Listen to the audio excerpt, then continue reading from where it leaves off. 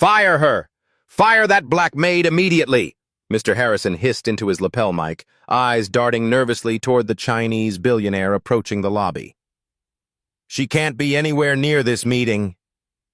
The gleaming marble floor of the Wellington Palace Hotel reflected the chandelier's crystal light as the hotel's general manager straightened his tie and plastered on his most welcoming smile. Mr. Zhang, whose investment group controlled billions in hospitality assets, stepped through the grand entrance with his entourage of 6 impeccably dressed associates. "Welcome to the Wellington!" Harrison extended his hand, but Zhang immediately launched into rapid-fire Mandarin, his tone clearly questioning.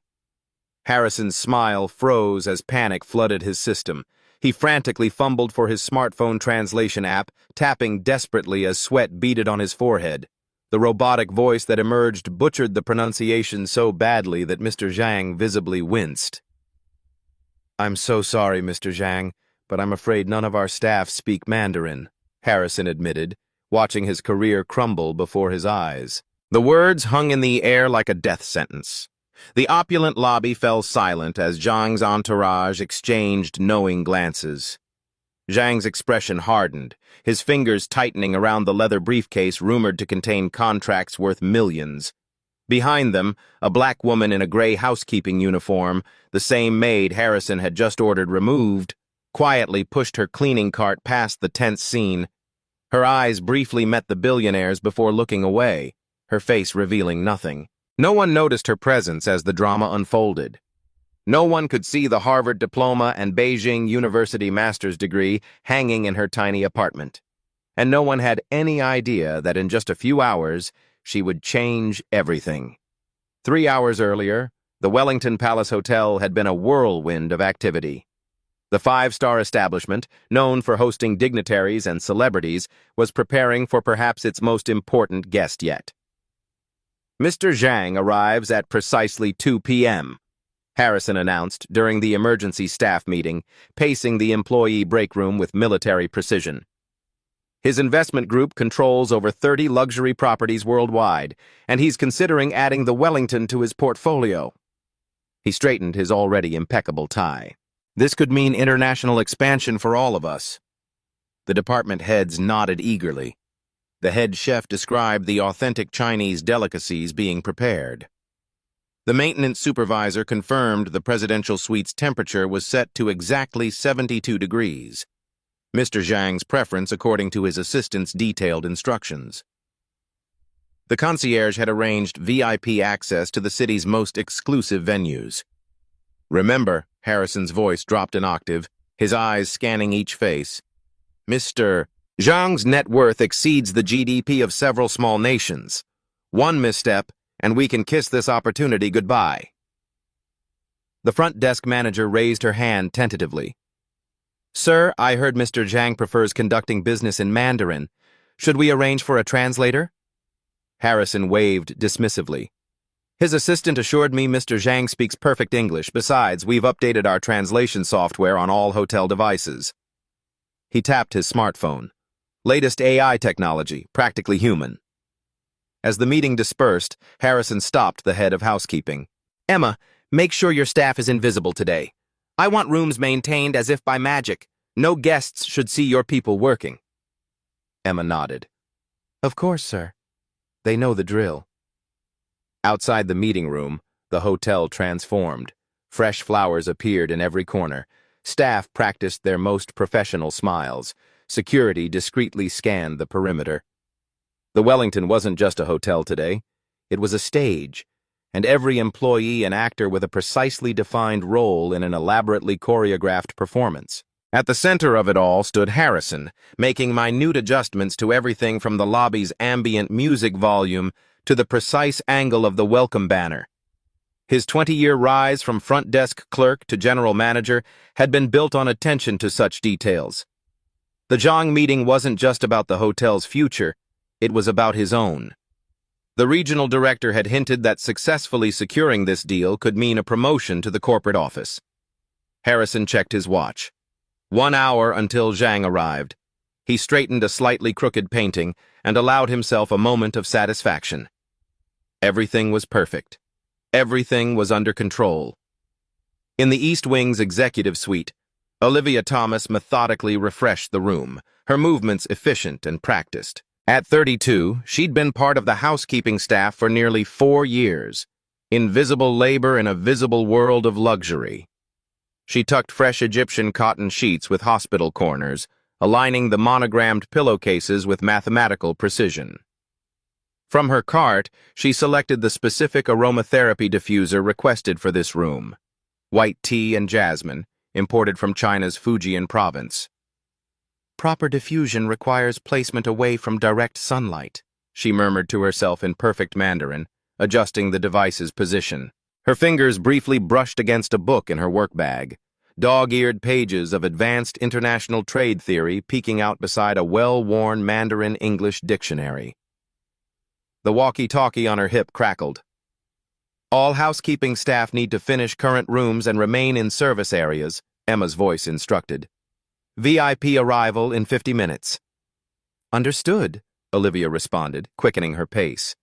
As she polished the bathroom fixtures, her reflection fragmented across the mosaic of mirrors. Bachelor's in International Relations. Master's in East Asian Linguistics. Fluent in Mandarin, proficient in Cantonese and Japanese. All leading to pushing a housekeeping cart through America's luxury hotels. 4 years ago, she'd returned from studying abroad in Beijing with dreams of working in international business. 300 rejection letters later, her student loans demanded payment. The Wellington had been hiring. Temporary, she'd told herself. Yet here she remained. She'd watched countless business meetings from the periphery, silently correcting mistranslations in her head while emptying wastebaskets. She'd overheard negotiations where millions changed hands while she earned minimum wage plus tips. The irony wasn't lost on her. In a globalized economy desperate for cultural bridges, her skills remained hidden behind a uniform that rendered her functionally invisible. As Olivia finished the suite, she glanced at her watch. Still time to review the Chinese economic journal she'd been reading during breaks. She pulled it from her bag as her phone buzzed with a notification from her student loan servicer. Payment past due. She sighed, tucking the journal away. Another day, another room, another chance to practice skills no one knew she possessed. She pushed her cart into the hallway, nodding politely as executives rushed past without seeing her. Just another invisible person in a building full of very important ones. At exactly 2:00 p.m., a fleet of black Mercedes SUVs pulled up to the Wellington's circular driveway. The doorman snapped to attention as the security team emerged first, scanning the entrance with practiced efficiency.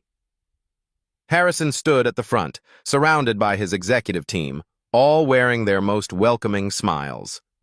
The hotel lobby had been cleared of other guests, a testament to the importance of this arrival.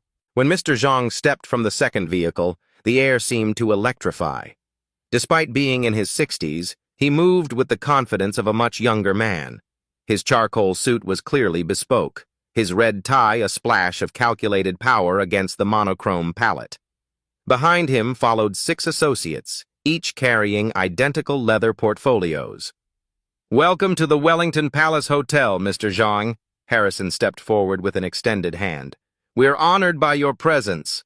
Zhang offered a curt nod and a brief handshake. Then, turning to his associates, he began speaking rapidly in Mandarin. The musical tones of the language filled the lobby as his team nodded and responded in kind. Harrison maintained his smile while panic flickered in his eyes. The conversation was clearly more extensive than simple pleasantries. He glanced at his smartphone, ready to deploy the translation app if necessary. One of Zhang's associates, a younger woman with sharp eyes, noticed Harrison's discomfort and spoke in accented English. "Mr. Zhang is expressing his initial impressions of your establishment. He appreciates the architecture." "Wonderful!" Harrison brightened. "Please let him know we've prepared the presidential suite according to his preferences, and our chef has created a special menu incorporating authentic Chinese cuisine." As the entourage moved toward the elevators, staff members appeared from seemingly nowhere to handle the luggage. In the background, Olivia pushed her cart along the perimeter of the lobby, keeping to the shadows as instructed. Her eyes followed the group, her ears picking up every word of the Mandarin conversation, including Mr. Zhang's actual comment. The decor is acceptable, but I'm concerned about their understanding of our needs. An hour later, Harrison led Mr. Zhang and his team on a tour of the hotel's premium facilities.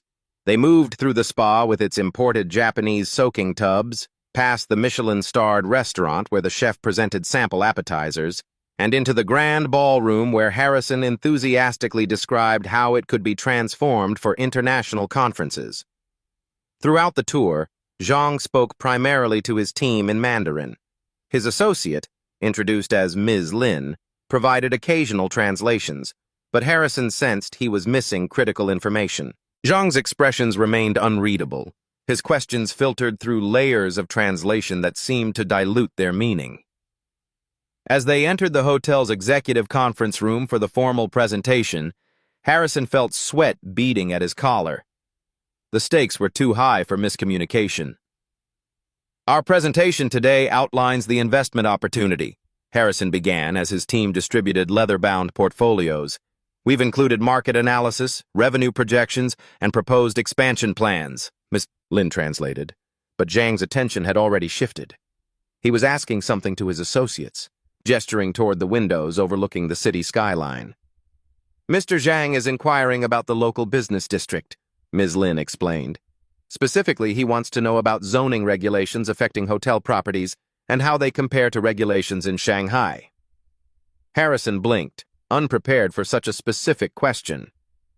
Well, that's an excellent question. Perhaps I could have our legal team prepare a detailed response. Zhang interrupted with a longer question, his tone more insistent. Ms. Lin hesitated. He's asking about recent changes to foreign investment tax structures in this region, particularly how they affect hospitality holdings integrated with retail developments. The room temperature seemed to rise 10 degrees. Harrison's carefully planned presentation was derailing into territory he hadn't prepared for. He reached for his smartphone. Let me make sure I understand the question correctly, he said, opening his translation app and speaking into it. Could Mr. Zhang repeat his concerns about tax structures? Zhang spoke directly into the phone. The app processed for a moment, then produced something about chicken tax and hotel mooncake. The absurdity of the translation hung in the air. One of Zhang's associates stifled a laugh. Zhang's expression darkened. Harrison tried again, speaking more slowly into the device. This time, the translation came back as, Foreign money tree law, change question important now. Zhang set down his portfolio and said something sharp to Ms. Lin. She looked uncomfortable as she translated. Mr. Zhang wonders if you're properly prepared for this meeting. He says these are basic questions any hotel seeking international investment should anticipate. The presentation hadn't even properly begun, and already Harrison could feel the opportunity slipping away. He glanced desperately at his executive team, who looked back with equal helplessness. In the hallway outside, Olivia moved silently with her cleaning cart, catching fragments of the conversation through the partially open door. She winced at both the mangled translations and the increasing tension in the room. Harrison's heart hammered against his ribs as he fought to maintain his professional composure. 20 years of career building, hundreds of successful negotiations, and countless high-profile clients, none of it had prepared him for this unraveling moment. Perhaps we should take a brief recess, he suggested, his voice pitched slightly higher than normal. I can have our financial team join us to address these specific questions. As Ms. Lin translated, Zhang checked his platinum watch and exchanged a glance with his associates. The silent communication was clear. Their time was valuable, and it was being wasted. In that moment, Harrison's career flashed before his eyes. Not just the prestigious Wellington position, but the promised corporate promotion that would finally validate decades of sacrifices. The missed birthdays, the dissolved marriage, the postponed dreams, all justified by the steady climb up the hospitality ladder that now seemed to be collapsing beneath him. He loosened his collar discreetly, feeling a trickle of sweat run down his spine. The regional director would hear about this failure within hours. Competitors would circle like sharks at the first scent of blood. His reputation for flawless execution would be replaced by whispers of the Zhang disaster. "Mr. Zhang," Harrison said, summoning his most authoritative voice, "I assure you we value your time and investment consideration. If you'll allow me just 5 minutes to gather our specialists, we can address every question with the precision it deserves." Zhang responded with a curt nod and a brief comment in Mandarin. Ms. Lin translated. "Mr. Zhang says you have 5 minutes, but he is beginning to question whether the Wellington has the international sophistication his organization requires." Harrison nodded gratefully and backed out of the room, his confident smile dropping the instant the door closed behind him. "I don't care what you're doing. Drop everything and get to the executive conference room," Harrison hissed into his phone as he paced the hallway. "And bring anyone who speaks a word of Mandarin." The hotel's financial controller appeared first, breathless from running up 3 flights of stairs after the elevator proved too slow. "Zhang is asking about foreign investment tax structures and zoning regulations," Harrison explained rapidly. "Can you address that?" The controller paled. "I can cover the basic tax implications, but the international aspects, that's beyond my expertise." Harrison's personal assistant arrived next. "I've called the language service we use for the Japanese tour groups," she reported. "They're checking if they have a Mandarin translator available." "How long?" 30 minutes minimum." "We don't have 30 minutes," Harrison struggled to keep his voice down. "We have 3 minutes before I have to go back in there."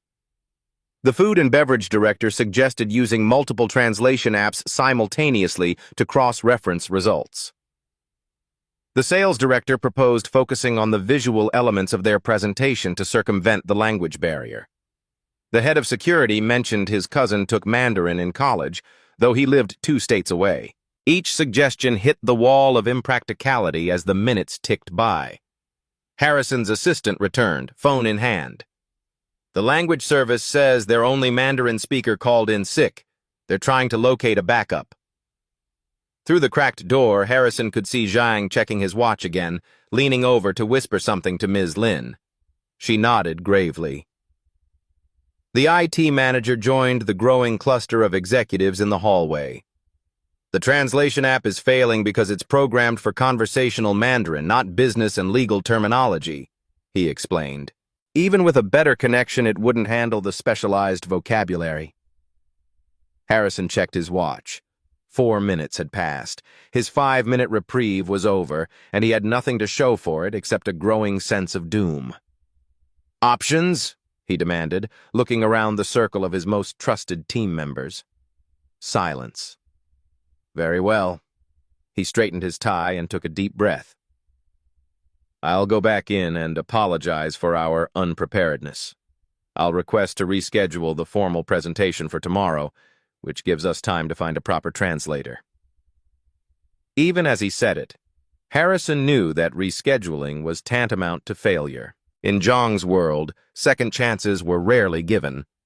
He pushed the door open and stepped back into the conference room, his career hanging by an increasingly frayed thread. "Mr. Zhang, I must apologize for the delay," Harrison began, the strain evident beneath his professional veneer. "I'm afraid we're experiencing some unexpected challenges with the technical aspects of our translation capabilities." Ms. Lin translated, her tone noticeably cooler than before. Zhang's response was brief and clipped. "Mr. Zhang says he understands that difficulties arise," Ms. Lin relayed. "However, he is concerned that a hotel seeking international investment appears unprepared for international communication." Harrison nodded, absorbing the diplomatic yet damning assessment. "We would like to suggest rescheduling our formal presentation for tomorrow morning, when we can ensure proper translation services are available." As Ms. Lin translated this proposal, Zhang's expression shifted from mere disappointment to something closer to decision. He conferred quietly with his associates, several of whom were already closing their portfolios and checking their phones. Ms. Lin hesitated before translating. "Mr. Zhang has appointments with 2 other hotel groups during his 3-day visit to the city. He says perhaps it would be more efficient to focus on those meetings instead. The carefully chosen words didn't mask the reality. Zhang was preparing to walk away. Not just from this meeting, but from the Wellington entirely. Harrison felt the blood drain from his face. Please assure Mr. Zhang that we value his time immensely. Perhaps we could continue with the portions of our presentation that don't require detailed translation, and I can have my team work through the night to prepare. Zhang held up his hand, silencing Harrison mid-sentence. He spoke directly to Ms. Lin, no longer bothering to include Harrison in his gaze. Ms. Lin's professional mask slipped slightly as she translated. Mr. Zhang is considering whether continuing this meeting is worthwhile. He suggests that a hotel unable to communicate effectively with international clients may not be prepared to serve an international clientele. Zhang turned to the associate on his left and murmured something that made the man nod and begin typing on his phone. Even without translation, the meaning was clear. Alternative arrangements were being considered. In the hallway outside, the executive team watched through the glass panel as their opportunity and Harrison's career teetered on the brink of collapse. Throughout the unfolding disaster, Olivia had remained in the hallway, ostensibly dusting the decorative moldings. 4 years of housekeeping had perfected her ability to become part of the background, invisible yet ever present. But unlike the executives who saw only crisis, she heard every word exchanged in both languages. She understood Zhang's frustration about specific regulatory changes affecting foreign investors in the hospitality sector. She recognized his references to municipal zoning ordinances that would impact potential property expansion. Most importantly, she caught the subtle implication in his tone that suggested this wasn't merely about translation. It was a test of the Wellington's global business acumen. As she wiped the same section of wall for the 3rd time, Olivia felt the familiar weight of decision pressing upon her. The same weight she'd felt with each rejection letter, with each loan payment notice, with each day her education and abilities remained hidden behind a gray uniform. Through the conference room's glass panel, she watched Harrison's increasingly desperate attempts to salvage the meeting. She saw Zhang's associates exchanging knowing glances. She noted Ms. Lin's subtle mistranslations that actually softened Zhang's more cutting remarks. Olivia's hand stilled on the wall. The executives huddled in the hallway were too absorbed in their panic to notice her, the invisible woman suddenly deep in thought. Olivia's mind raced. 4 years of careful separation between her work life and her capabilities. 4 years of protecting herself from the disappointment of being overlooked yet again. She had learned the hard way that offering her skills uninvited often led to skepticism rather than appreciation. The memory of her previous hotel job still stung. After helping Japanese guests with translation, she'd been reprimanded for overstepping rather than praised for her initiative. "Stay in your lane," the manager had advised. "Guests get uncomfortable when service staff act too educated." Since then, she'd kept her abilities carefully concealed, using her paycheck to slowly chip away at her student loans while applying for positions better suited to her qualifications every night after her shift. 217 applications in the past year alone, 63 interviews, 0 offers. Now, watching the Zhang meeting disintegrate, Olivia felt conflicting impulses collide. Professional self-preservation urged caution. Why risk humiliation for a company that saw her only as hands that cleaned rooms? What did she owe Harrison, who had never once looked her in the eye when passing in the hallway? Yet something deeper pulled against these practical concerns. Pride in her abilities, frustration at their continued waste, and perhaps most powerfully, a sudden, crystal-clear vision of Zhang walking away, taking with him not just Harrison's opportunity, but hers as well. If the Wellington secured Zhang's investment, expansion would follow. New positions would open, international connections would form. For the first time in years, Olivia felt the stirring of genuine possibility. Her hand moved to her employee badge, the small plastic rectangle that identified her only as housekeeping staff. The moment of decision had arrived. Olivia removed her cleaning gloves and tucked them into her apron pocket. She smoothed back a strand of hair that had escaped her practical bun and straightened her shoulders. 4 years of invisibility were about to end. Inside the conference room, Zhang was already gathering his materials.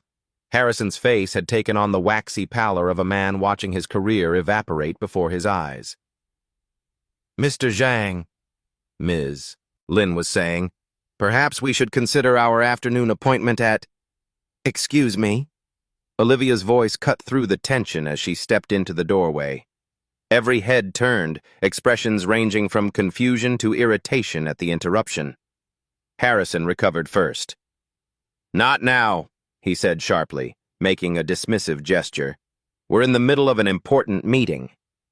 Olivia ignored him, focusing instead on Zhang. She took a deep breath and spoke in perfect, academically precise Mandarin. "Respected Mr. Zhang, I couldn't help but overhear your questions about the recent amendments to foreign investment regulations. Perhaps I might offer some assistance with translation." The room froze. Zhang's eyebrows shot up in genuine surprise, the first unguarded expression he'd shown since arriving. Ms. Lin's mouth opened slightly. The associates exchanged glances of confusion. Harrison stared at Olivia as if she'd suddenly materialized from another dimension. What are you doing?" he stammered. Zhang recovered quickly, studying Olivia with new interest. He responded in rapid Mandarin, deliberately using complex financial terminology and regional dialect variations, testing her. "Your Mandarin is exceptional," he said. "Perhaps you can explain how the city's new vertical zoning allowances might affect a mixed-use development incorporating both hotel and retail spaces?"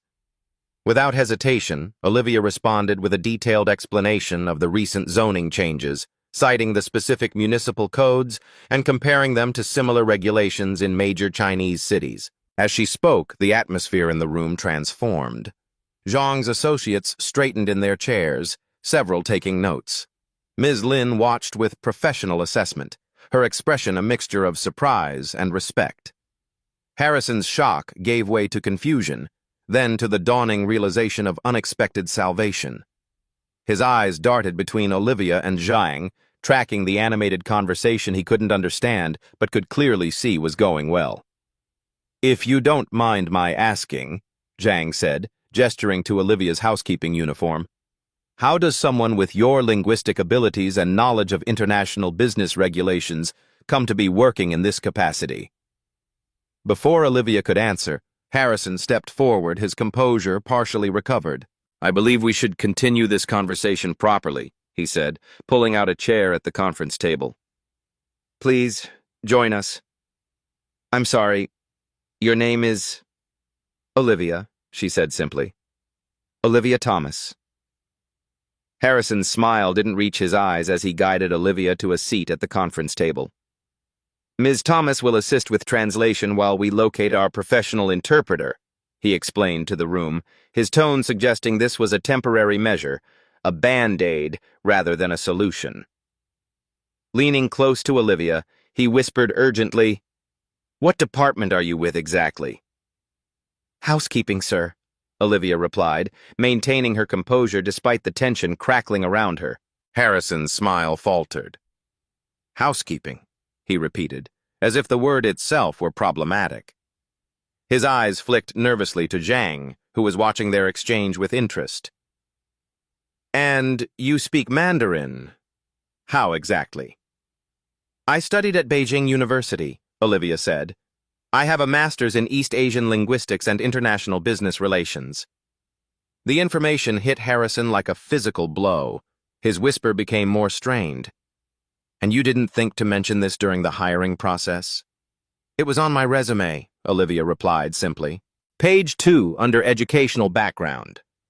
Before Harrison could respond, Zhang addressed Olivia directly in Mandarin, asking about her thoughts on the hotel's positioning for Asian tourism markets.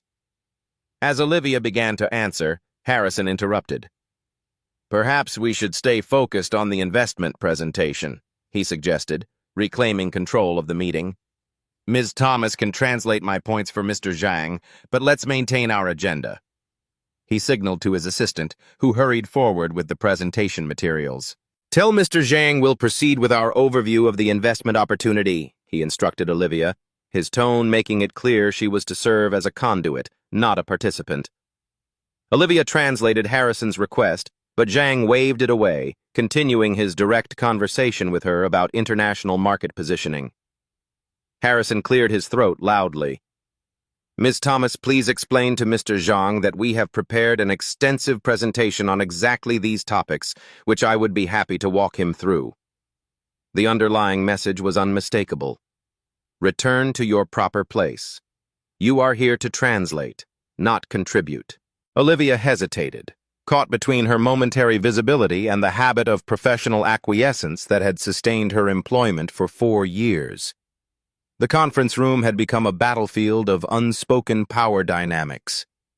Harrison stood at the head of the table, presentation remote in hand, his authority visibly challenged.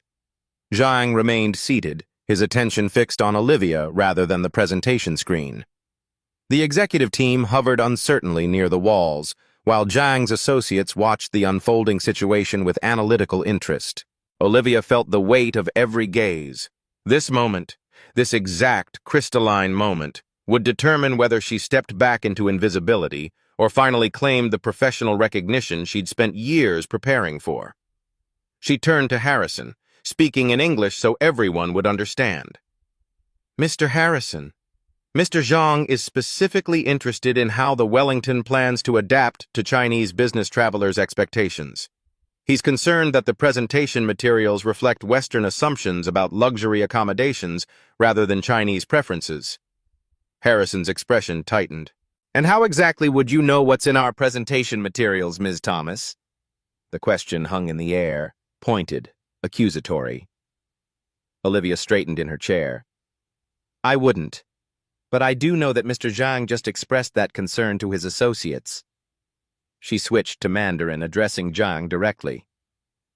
Mr. Zhang, perhaps I could provide some context. My name is Olivia Thomas. I hold degrees in international business relations and East Asian linguistics. I lived in Beijing for 5 years while completing my education, and I've worked extensively on cross-cultural business communication.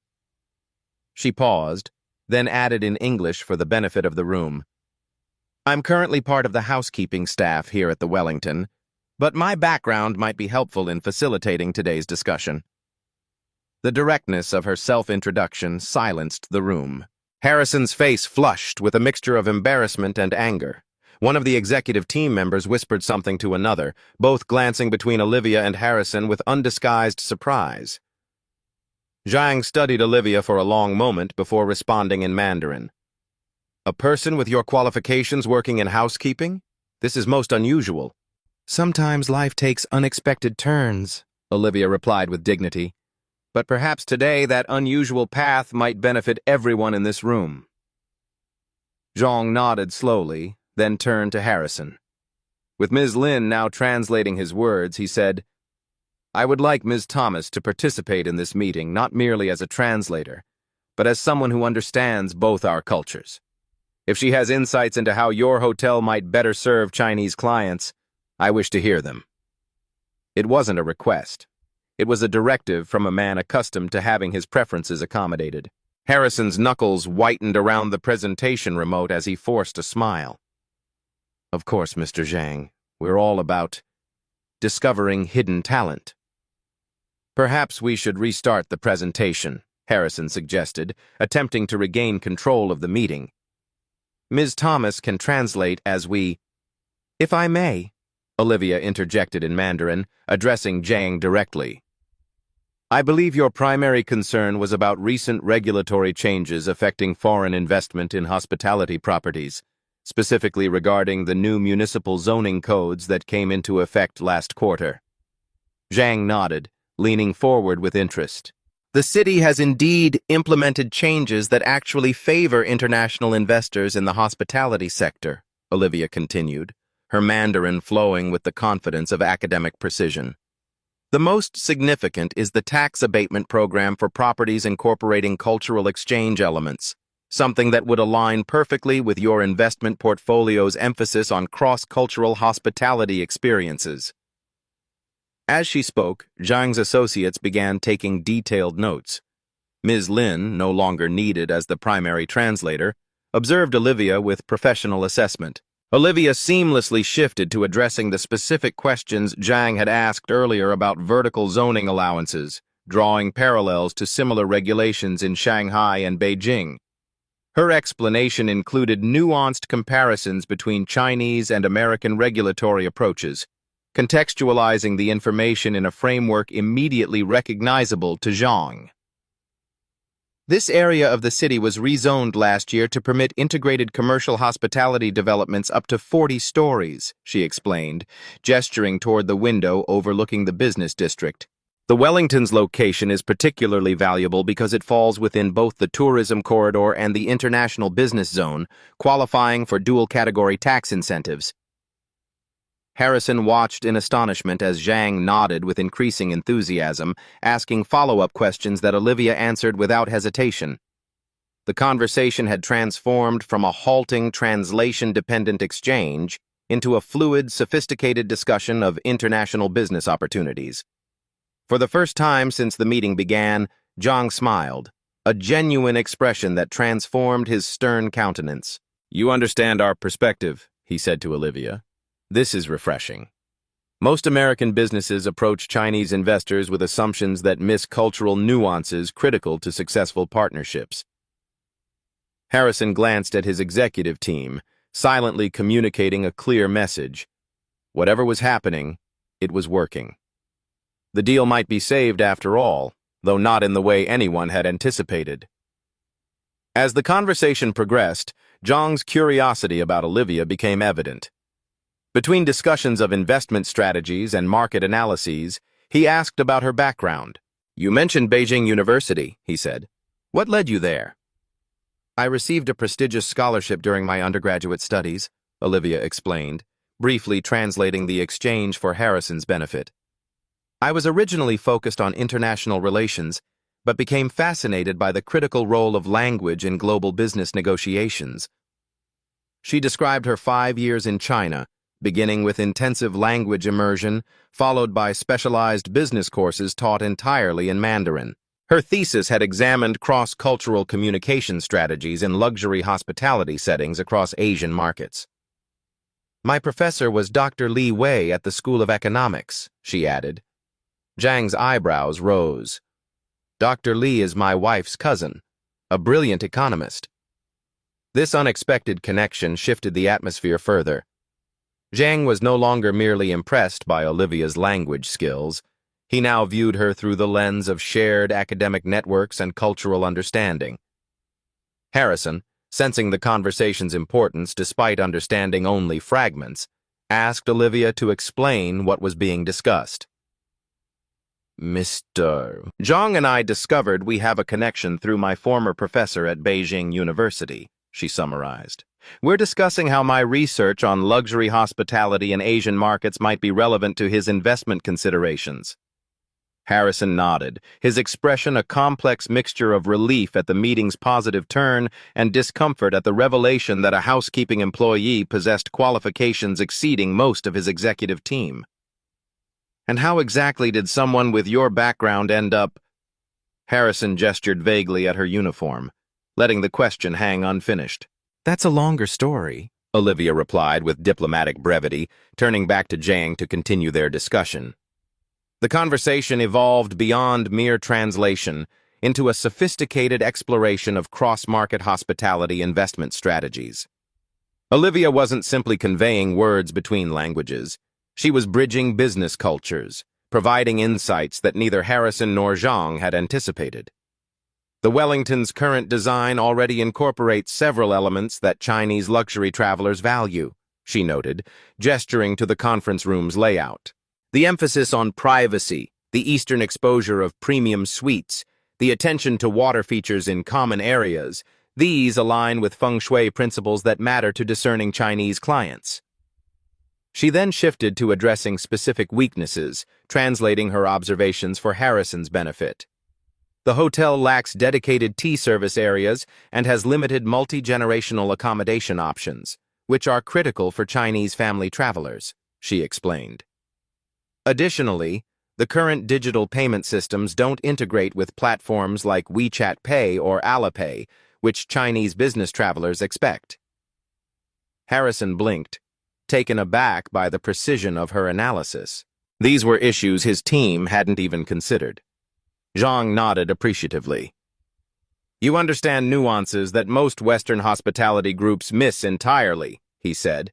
"These are exactly the adaptation points we look for when considering investment partners." Olivia's knowledge extended beyond theoretical understanding. When Zhang inquired about specific competitor properties in his portfolio, she offered detailed comparisons drawn from her academic research, providing context that impressed even Zhang's specialized associates. As the discussion progressed, Harrison watched his presentation, the one he'd spent weeks perfecting, remain unused on the screen. Instead, Olivia had created something far more valuable, a dynamic, responsive conversation that addressed Zhang's actual concerns rather than following a predetermined script. When Zhang mentioned a particular challenge his other properties faced with regulatory compliance, Olivia suggested an innovative structural approach that would satisfy both American and Chinese requirements. The solution was so practical that Zhang asked one of his associates to make detailed notes. "This is precisely the kind of creative problem-solving that successful international ventures require," Zhang remarked, clearly impressed. "Where did the Wellington find you?" Before Olivia could answer, Harrison interjected, "Ms. Thomas is a recent addition to our international relations team." The lie hung awkwardly in the air as Olivia's uniform told a different story. After nearly an hour of productive discussion, Zhang turned to Harrison with newfound respect, speaking through Miss Lin's translation. "Your hotel has impressive potential for integration into our international portfolio," he said. "Ms. Thomas has highlighted compatibility factors I hadn't previously considered." Harrison nodded, relief washing over his features. "We're fortunate to have her expertise available today." Zhang's gaze shifted between Olivia's professional demeanor and her housekeeping uniform, the contrast increasingly impossible to ignore. "May I ask," he said directly to Harrison, "what is Ms. Thomas's official position at the Wellington?" The question landed like a stone in still water. The executive team shifted uncomfortably. Harrison's smile froze. Before he could formulate a response, Zhang continued. "Because someone with her qualifications, language proficiency, and business acumen would typically hold a senior position in my organization." Ms. Lin translated with precision, adding no diplomatic buffer to Zhang's pointed observation. Harrison cleared his throat. "Ms. Thomas currently works in our housekeeping department." Zhang's expression registered genuine shock. He turned to Olivia and switched to Mandarin. "You maintain rooms with these credentials?" "Yes," she replied simply, maintaining her dignity. "It's honest work while I continue seeking opportunities better aligned with my education." Zhang shook his head in disbelief. "This is a significant oversight. In my companies, we have extensive talent identification programs specifically to prevent such misalignments." He turned back to Harrison, his gaze sharper than before. "Mr. Harrison, I find it concerning that your organization has someone of Ms. Thomas's caliber cleaning rooms rather than contributing to your international business strategy." The criticism was delivered with the calm precision of a surgeon's scalpel, bloodless yet devastating in its accuracy. Harrison's face flushed as the implications of Zhang's observation rippled through the room. The executive team exchanged uncomfortable glances. Emma, the head of housekeeping who had slipped into the back of the room during the discussion, stared at Olivia with newfound awareness. "There has clearly been a misunderstanding of Ms. Thomas's qualifications," Harrison said, his voice strained with forced cordiality. "Rest assured, we value all our employees and are always looking to optimize talent placement." The hollow corporate speak sounded particularly inadequate following the authentic conversation Zhang and Olivia had been having. In that moment, Harrison saw his hotel and his management approach through Zhang's eyes. Not just a failure of language preparation, but a systemic failure to recognize and utilize the human capital already within their walls. How many other Olivias might be hidden throughout his organization, their talents untapped, their potential squandered? The realization was both professional and personal. Harrison had prided himself on running a meritocratic operation, yet here was evidence of a blindness so fundamental it challenged his entire leadership philosophy. "Ms. Thomas," he said, turning to Olivia with genuine contrition in his voice, "it appears we owe you an apology, and perhaps a conversation about your future with the Wellington." As the meeting concluded, Zhang extended his hand to Olivia. "I have been impressed not only by your language skills, but by your understanding of cross-cultural business dynamics," he said in Mandarin. "My organization is always seeking individuals who can bridge Eastern and Western business practices." He withdrew a business card from his pocket, not the standard card he had distributed earlier, but a distinctive black card with gold embossing that he presented with both hands in the traditional Chinese manner. "My private contact information," he explained. "Should you be interested in exploring opportunities with Zhang International, I would personally review your application." Olivia accepted the card with appropriate respect, recognizing the significance of the gesture. "Thank you for your consideration, Mr. Zhang. It would be an honor." Harrison, watching the exchange he couldn't understand but whose importance was obvious, stepped forward. "Ms. Thomas, we should discuss your role at the Wellington immediately following this meeting." His tone had transformed from dismissive to solicitous in the span of an hour. Zhang nodded approvingly at Harrison's belated recognition. "I will be recommending the Wellington to my associates," he announced through Ms. Lin's translation. "But I would suggest a serious review of your talent management practices. In today's global economy, overlooking capabilities like Ms. Thomas's is not merely an oversight, it's a competitive disadvantage." Harrison nodded, absorbing the graciously delivered rebuke. "Your insight is appreciated, Mr. Zhang. I assure you we'll be implementing changes." As the meeting dispersed, the executive team surrounded Zhang, escorting him toward the presidential suite for a celebratory tea service. The crisis had transformed into triumph, the investment opportunity rescued from the brink of disaster. In the momentary quiet of the emptying conference room, Olivia stood alone, still processing the seismic shift in her circumstances.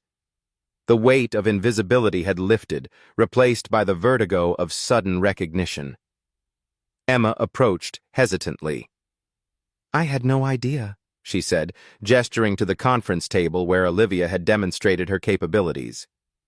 "All this time—" "It's all right," Olivia replied, her fingers lightly touching Zhang's business card. "Some talents are just waiting for the right moment to be discovered." 1 month later, Olivia stepped off the elevator onto the executive floor of the Wellington Palace Hotel. Her gray housekeeping uniform had been replaced by a tailored charcoal suit, her practical work shoes upgraded to modest heels that clicked confidently against the marble floor. The employee badge hanging from her lapel now read Director of International Guest Relations, a position created specifically for her. As she passed the front desk, several staff members nodded respectfully. The same employees who had once looked through her now saw her clearly. Her new office, formerly a rarely used conference room, had been renovated to include elements reflecting her cross-cultural expertise. A traditional Chinese tea set shared space with modern technology. The bookshelf displayed linguistic reference texts alongside hospitality management volumes. On her desk sat 2 framed items: her master's degree from Beijing University, finally displayed professionally after years in storage, and a letter of intent from Zhang International confirming the Wellington as their newest portfolio property. Harrison had offered the position the same day as the Zhang meeting, along with a salary that finally allowed her to move her student loan status from delinquent to manageable. But more valuable than the compensation was the opportunity to fully utilize her skills and education for the first time since returning from China. Her invisibility had ended. Her real work had begun. In the hotel's main conference room, Olivia stood before 30 staff members from various departments: housekeeping, maintenance, food service, front desk, and concierge. Each wore their standard uniform, but today they weren't here to clean or serve. They were here to be seen. "Welcome to the first session of the Wellington's Hidden Talents Initiative," Olivia began. "Each of you was invited because you indicated on our survey that you possess skills, education, or language abilities not currently utilized in your position." On the screen behind her, a simple mission statement appeared, recognizing the whole person behind every position. "1 month ago, I was pushing a housekeeping cart outside this very room," she continued. "Today, I'm helping restructure our guest services to better serve international clients. This transformation wasn't because I suddenly gained new abilities. It was because circumstances finally made my existing abilities visible." She clicked to the next slide, showing statistics from their staff survey. 40% spoke at least one language besides English.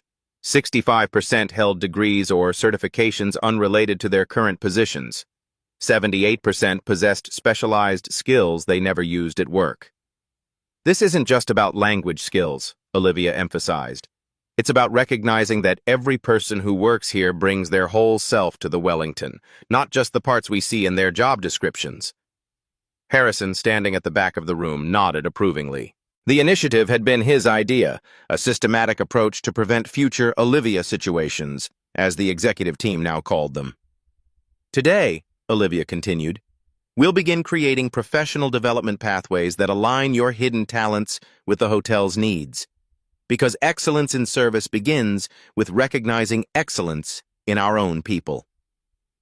The evening sun cast long shadows across the Wellington's grand lobby as Olivia completed her final task of the day, welcoming a delegation of business travelers from Shanghai. Her Mandarin flowed effortlessly as she explained the hotel's amenities, including their new Chinese tea service and WeChat payment integration. As the guests proceeded to the elevator, she noticed a young man in a maintenance uniform carefully adjusting a lighting fixture. She had seen him at the Hidden Talents session earlier, an engineering student working part-time while completing his degree. Their eyes met briefly, a moment of recognition between two people who understood what it meant to be more than their uniforms suggested. In her month as director, Olivia had already identified 17 employees with valuable untapped abilities. 3 had been promoted, 5 had received additional compensation for utilizing their language skills, and all had experienced the fundamental dignity of being fully seen. The true value of a person, like a precious stone, isn't diminished by being temporarily overlooked. Its worth remains intact, waiting for the moment when the right eyes finally see its brilliance. In your workplace, your community, perhaps even in your home. Who might be invisible right now? What extraordinary talents lie hidden behind ordinary titles? And what might happen if you were the one to finally see them? If this story resonated with you, don't keep it hidden. Subscribe to Beat Stories now and hit that like button. Every week, we bring you powerful narratives that reveal the extraordinary within the ordinary. Join our community of storytellers and truth seekers because everyone deserves to be seen. Beat Stories, where every untold story finds its voice. What happened today isn't just a story. It's a reminder. Silence protects systems, but courage rewrites them. At Beat Stories, we don't just watch change, we document it. Subscribe for more real stories that challenge power and amplify truth.